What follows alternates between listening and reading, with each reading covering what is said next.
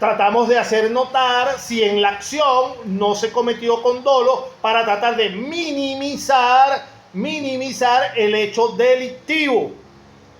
Espero que se me vaya copiando la situación. Entonces, el dolo es la forma más grave de culpabilidad al cometer un hecho delictivo, con dolo o intención de producir el resultado lesivo sobre una persona que siempre va a ser, por supuesto, castigable. Entonces, el dolo va a ser ese actuar con la voluntad de cometer específicamente el delito al cual nos estamos refiriendo.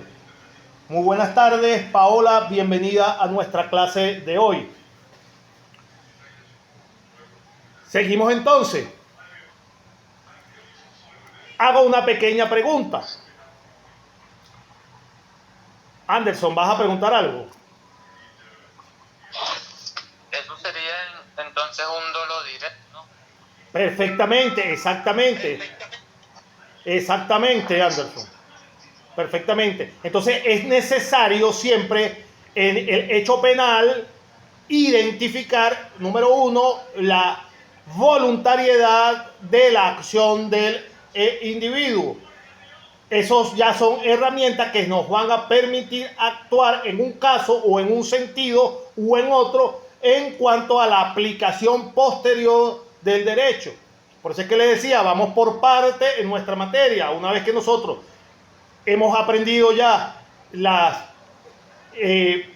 teorías fundamentales que dieron toda la producción del derecho penal como lo conocemos hoy, una vez nosotros identificamos la aplicación territorial y la entrada en vigencia de la ley, una vez que comenzamos a identificar las formas de delito, y otra vez que seguimos identificando toda la tipología delictual establecida dentro de la estructura normativa venezolana representada en el Código Penal. Entonces,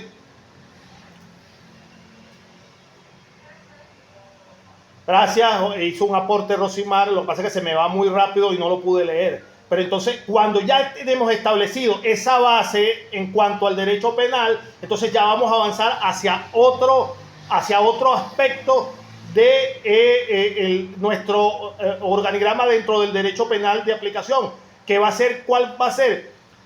Observar y describir una serie de elementos subjetivos.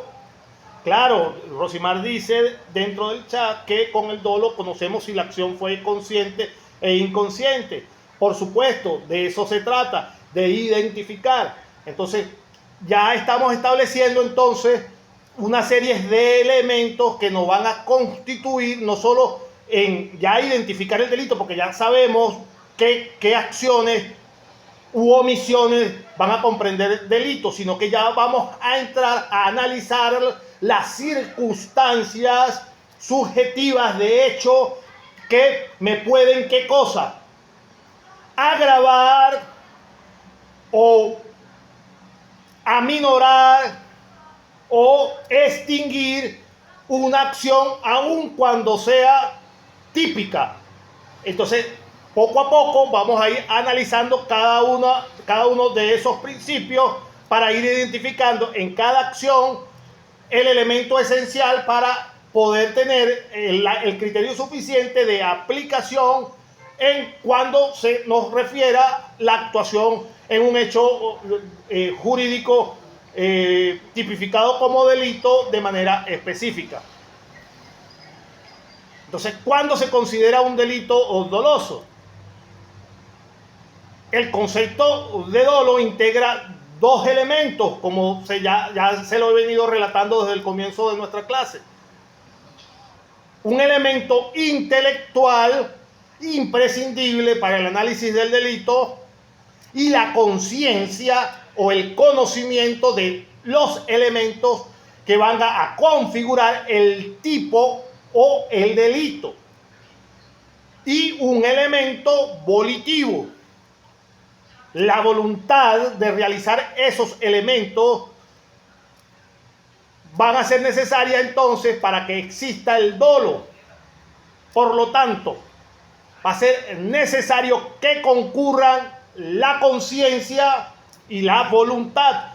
Conciencia y voluntad. Es importante que se graben este elemento. Es necesario que concurran de manera simultánea en el delito para que exista dolo, la conciencia y la voluntad. La ausencia de cualquiera de estos dos elementos,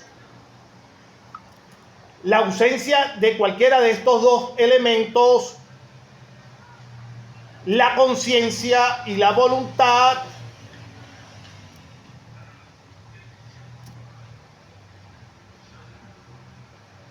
va a impedir que sea aplicable un delito denominado como doloso. Repito, es necesario que estos dos elementos concurran en una misma acción delictiva, conciencia y voluntad, para que pueda denominarse o aplicarse el tipo doloso en un delito. Por eso entonces, en un delito doloso se diferencian los elementos objetivos del mismo y los elementos subjetivos. En el primer caso se englobaría el hecho punible y el resultado doloso, mientras que en el segundo la conciencia y la voluntad antes mencionada. De manera tal que un delito doloso siempre va a ser necesario que el autor del mismo tenga siempre como requisito sine qua non la intención de cometer el hecho. Ahora bien,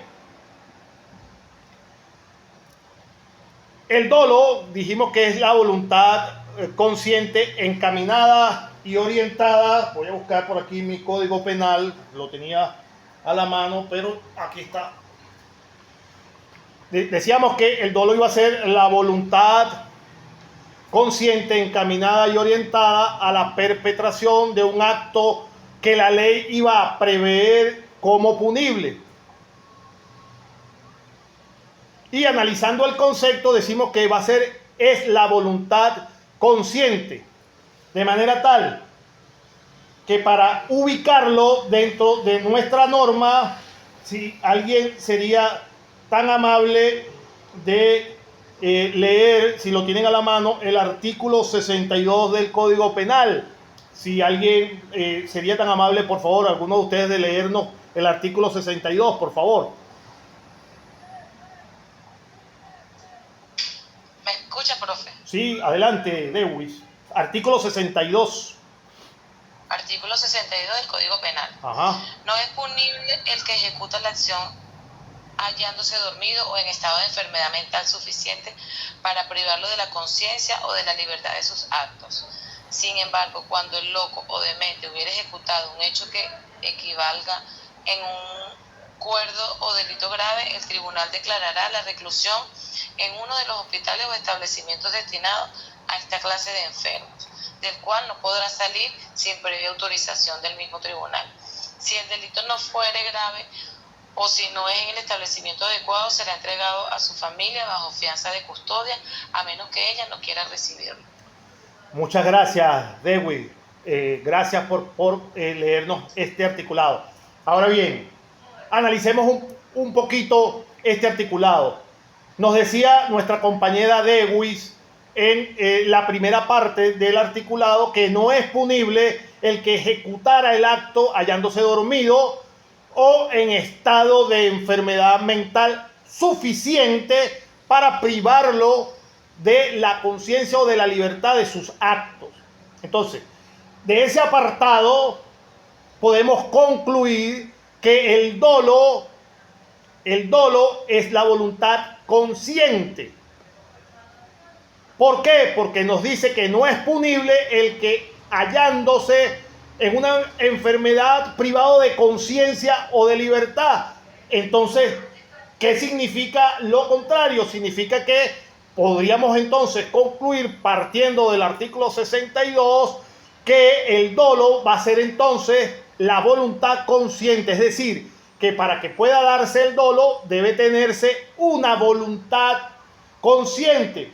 Si yo no tengo una voluntad consciente del hecho que estoy realizando, entonces la misma ley dice que no soy punible, que no actúo con propia voluntad. Por consiguiente, anoten ese articulado, nos refleja la definición plasmada dentro de nuestro conjunto normativo, donde podemos identificar el dolo. El dolo, por supuesto, como ya he descrito, tiene dos grandes elementos: el elemento intelectual y el elemento volitivo. Decíamos entonces que se iba a requerir que esta persona tuviera perfectamente representada mentalmente cuál era el acto que iba a cometer. Recordemos que el dolo siempre va a ser la voluntad consciente de querer hacer algo, por lo que el dolo va a ser fundamental para ver si una persona es culpable en un momento dado. Fíjate la importancia que le estoy dando a este elemento, porque es un elemento indispensable a la hora de hacer el análisis respectivo de los casos que se nos van a representar. Me tomo el debido momento de analizarlo al dedillo, inclusive repitiéndolo, para que este elemento quede claro y no haya ningún tipo de confusión de aquí en adelante. Ahora bien, observemos por favor, si es tan amable, otra compañera o otro compañero, si nos podría leer el artículo 405 del Código Penal, por favor, si son tan amables. 405.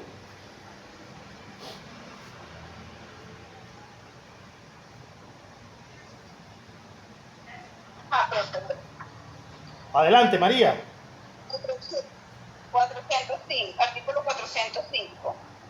El que intencionalmente haya dado muerte a alguna persona será penado con presidio de 12 a 18 años. Gracias, María, muy amable. Analicemos también este otro artículo, 405 del Código Penal. Dice, leído por nuestra compañera María, el que intencionalmente mate se va a referir, como podemos ver, al que tenga la voluntad consciente. Dice claramente el que intencionalmente mate. Aquí vamos a ver referido la voluntad consciente y con representación de querer hacer eso, de quitarle la vida de otro, de matar.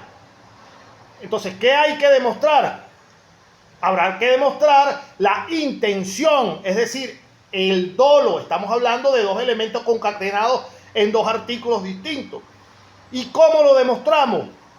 Lo vamos a hacer tanto con la parte intelectual como la parte intencional, porque la voluntad que pueda tener cada persona en un momento dado siempre va a ser fundamental para el estudio que vayamos a emprender.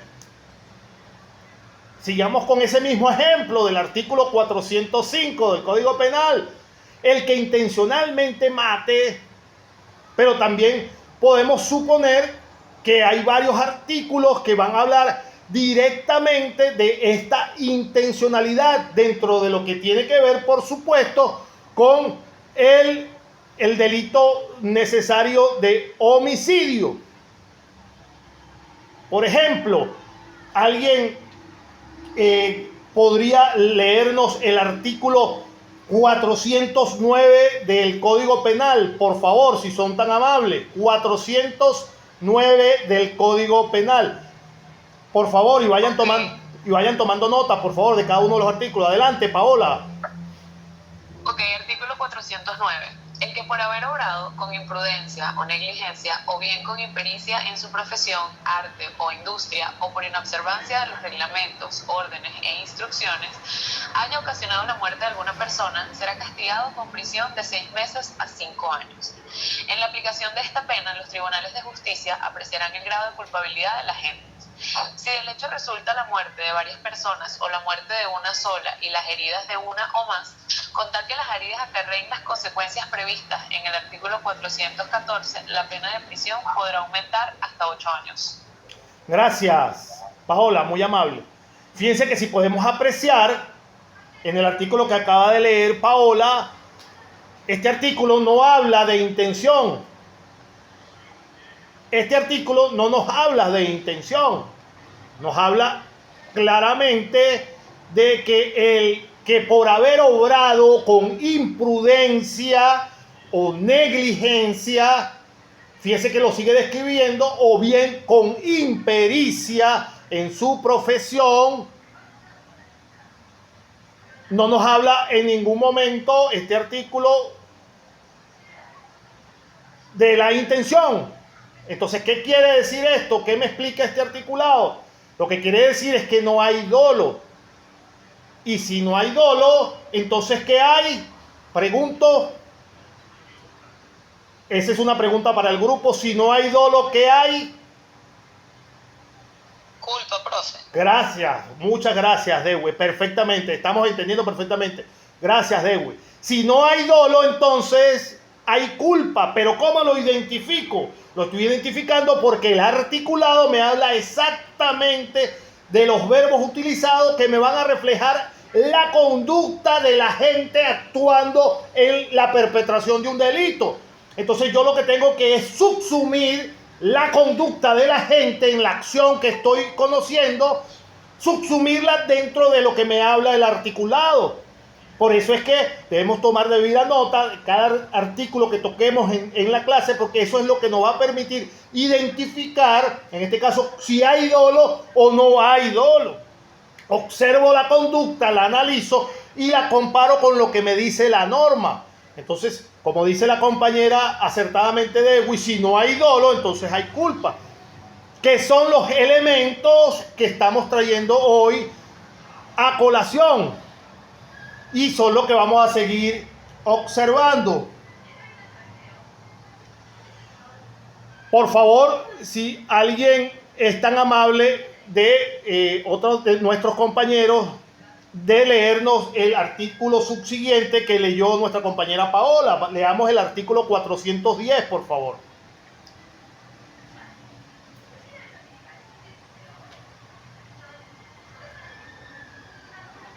Profe, yo lo leo de una vez. Ah, perfecto, gracias Paola, muy amable, sí, gracias. Ok, el que con actos dirigidos a ocasionar una lesión personal causara la muerte de alguno, será castigado con presidio de 6 a 8 años. En el caso del artículo 405, de 8 a 12 años. En el caso del artículo 406, y de 7 a 10 años en el caso del artículo 407.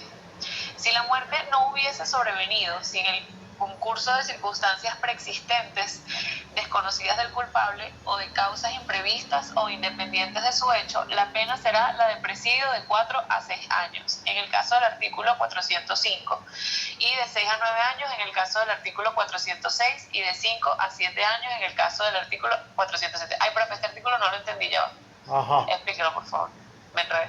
Ok, perfectamente. Gracias, Paola, muy amable.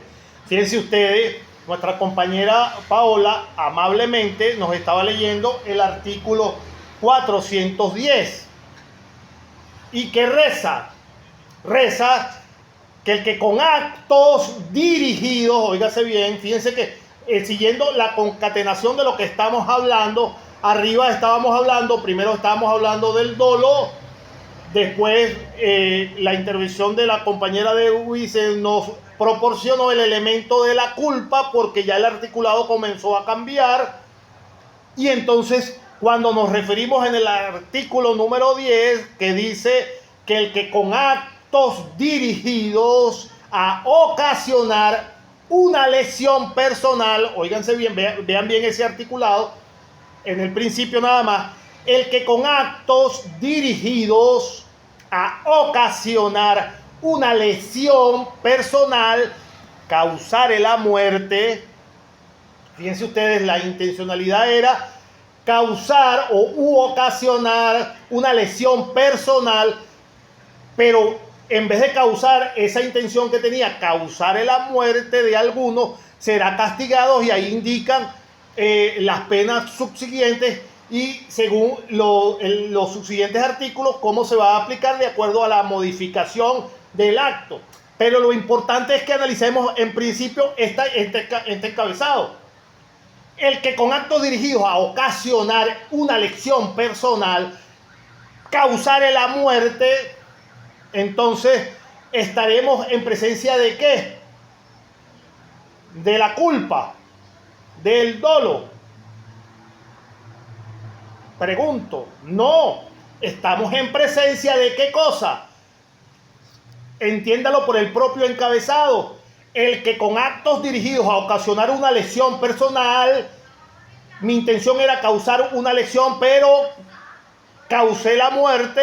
Entonces, ¿de qué estamos hablando? Estamos hablando de la preterintención. De la preterintención. ¿Y qué es la preterintención? Es aquella acción que al realizarla, aun cuando yo tenía pensado solo, de repente, ese ejemplo se lo hemos puesto muchísimas veces, yo tenía pensado solo de repente darle una bofetada a alguien porque me ofendió, y de ese golpe, pues esa persona se cayó, se golpeó la cabeza contra la acera y muere. Estamos entonces hasta una consecuencia jurídica que por supuesto yo tengo la absoluta responsabilidad. Pero el tipo cambia, ¿por qué? Porque no se trata de la intención, se trata, como venimos hablando desde el principio, de la intención que yo pongo al momento de efectuar la acción. La intención unida a qué elemento, a la